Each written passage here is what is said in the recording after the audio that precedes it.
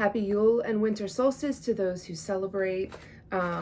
This happens to be one of my favorite sabbats or high holidays of the wheel of the year, is welcoming in that quiet time, that reflective time, that time to go within.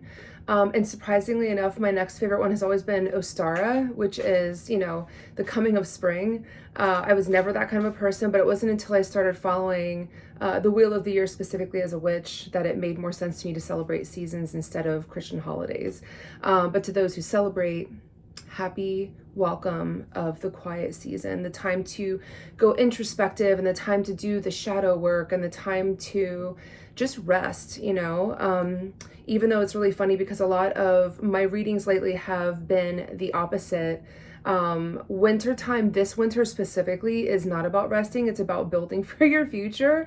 But do it while you're do it in the early hours of the morning or the late hours at night. It's like light a candle and work by that in order to honor the feel and the tone of the season. Anyway, that's not why I'm doing a reading.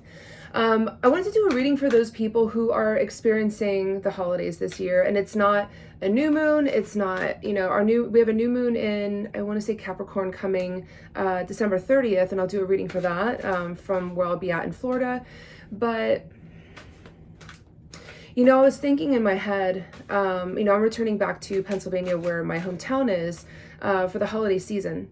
And whenever I go back, it's really interesting. It's not my town. I grew up there, but it definitely, I feel the disconnect of where I should be whenever I go home.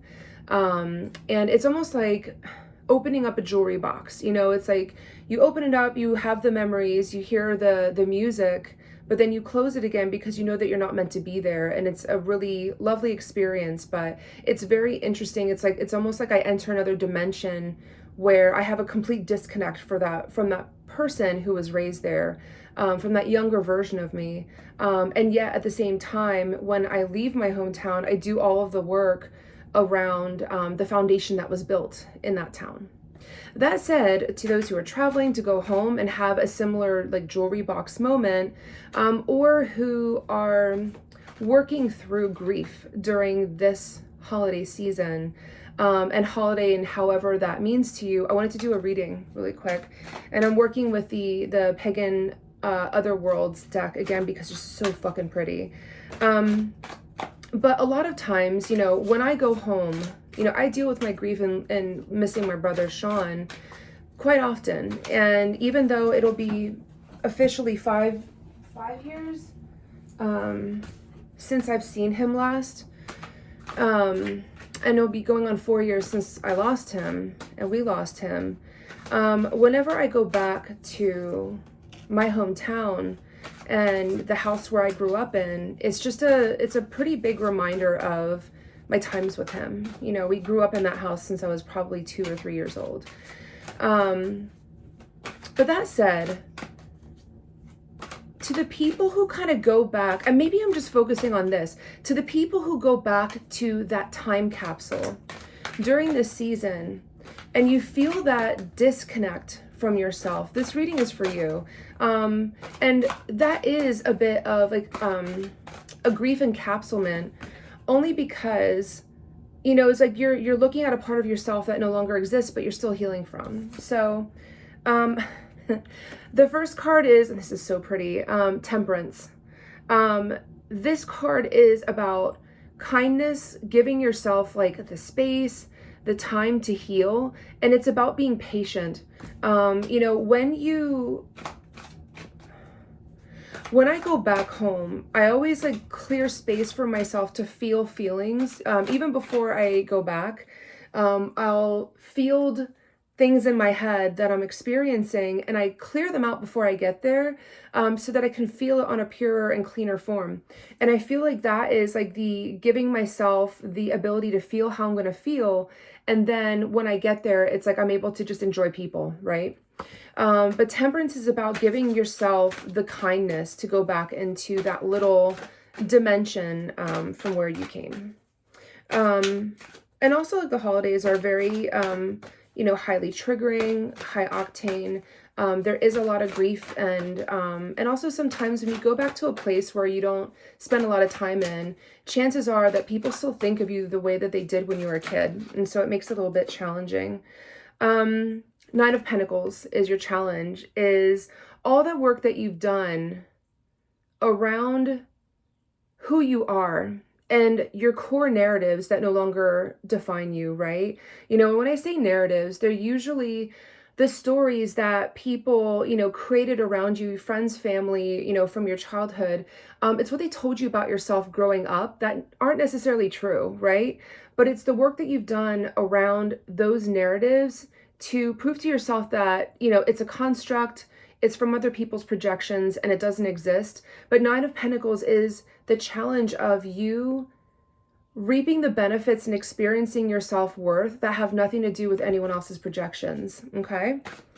And then the outcome of feeling that, because also if you've done the capital W work, around therapy, around shadow work, around self-awareness, you come to a point where, we all have that big red button, right? Like we have that big trigger button that can only be triggered by our families or our friends, and that big red button is like a big hurt button too. But if you've done a lot of work around it, sometimes you either have a pretty substantial shell built around that button, or it doesn't matter anymore. It's a button, it's dusty, you haven't really pressed it in a while, and even if you do, like, so what? It just depends on the level of work that you've done. Shit. This is actually really good. The outcome is the Tower. And look at like old girls, just like, she's doing the trust jump, right? The Tower moment is, I feel like a lot of people in this season around the holidays are going to have a lot of emotional growth. But the Tower moment, I used to say like, fuck me, like whenever I would pull it. But this card is like a dismantlement of how you see yourself. It's, it's almost like how you allow things to affect you, how you allow things to get to you, or how you see the world, right?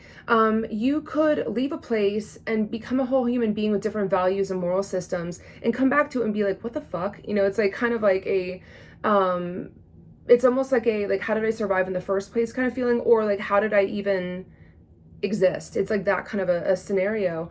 When you do the trust fall around moments that are potentially triggering in going home, and I'm not saying this necessarily for me, I'm saying this because I do know that it's a very triggering experience for people who don't go home as a principle, to go back to that place. It's something that they are taking a big chance with their emotional well-being. The Tower is a moment, and this is like being kind to yourself, giving yourself the time to work the space that it takes to move during this holiday season, remembering all the capital W work that you've done, therapy, shadow work, looking at the dark sides of yourself and the insecure sides of yourself, and also looking at the narratives that no longer apply to you. The outcome is that you just let it fall. Like you let that shit crumble, right? You realize that this Tower no longer defines you. This moment no longer defines you. You let it happen. There is a beauty to letting everything fall apart. One of the things that I'm always obsessed with is like, the way the old houses are built. And I've always had a fascination with derelict houses or factories or mills or abandoned hospitals. There is a beauty to the falling apart, to the disrepair. And I feel like the Tower is almost like this moment in your life where you just let things fall where they are, and you let them lay because they're no longer important to the structure that you're building.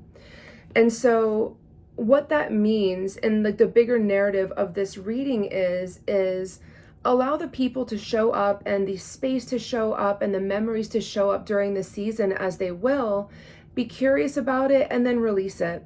And that's really it. Like, don't let it have power over you, because the more that you do, the harder things are going to be. It's like, remember all of the hard work you've done, right? And be true to yourself. Like, like stand up for yourself. Say the things that you couldn't have said when you were younger and being formed, in this environment, right? But that said, I travel tomorrow and no more readings for 2024. If you want to schedule anything with me, I will be available as of January 4th of the next year. Have an amazing holiday, and remember, be kind. You know, it's like if you are overwhelmed during the season, wake up really, really early and light a candle and sit by the window and just look outside and be. Exist, breathe, journal, automatic write, whatever it is, pull cards, do the things that calm you down and get you centered. Take care.